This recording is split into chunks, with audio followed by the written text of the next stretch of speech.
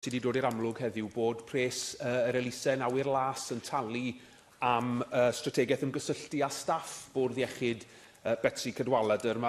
Dwi'n gwybod bydd etholwyr yn y gogledd wedi ei synnu ac yn wir wedi siomi fod arian sy'n cael ei godi gan wirfoddolwyr a gan grwpiau elusennol yn cael ei wario ar waith fydde rhywun yn disgwyl sydd yn waith creiddiol i'r bwrdd iechyd. Dwi wedi edrych ar y strategaeth ymgysylltu yma ac mae'n sôn am bethau fel helpu i greu gweledigaeth a chyfeiriad, sicrhau adborth i staff. Wel, mi fydde unrhyw gorff cyhoeddus fyddech chi'n disgwyl yn cyflawni hynny yn ei gwaith o ddydd i ddydd. Ond mae hefyd, wrth gwrs, yn sôn am bethau fel cysylltu uwchreolwyr ac arweinwyr y bwrdd a staff yr heng flaen. A dyna ni wedyn yn sylweddoli, wrth gwrs, bod y pres yma i bob pwrpas yn cael ei ddefnyddio fel rhan o'r ymdrech i gael y bwrdd allan o fesurau arbennig.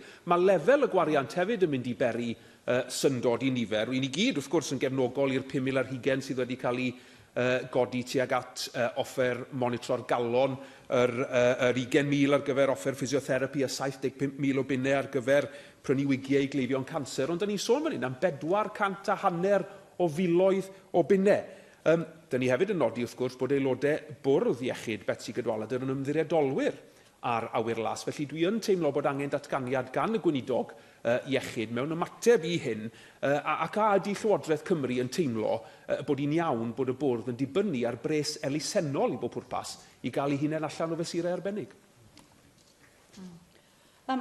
I also heard the reports of this on the news. I know the Cabinet Secretary is aware. The board were at great pains to say that they were of the view that they had not done anything that was untoward. I know the Cabinet Secretary is looking into it, and if there is anything that requires looking into, I know he will and update members accordingly. Finally, Nick Ramsey. Diolch, Deputy Llewydd. Can I concur with the comments made earlier by Darren Miller regarding the 150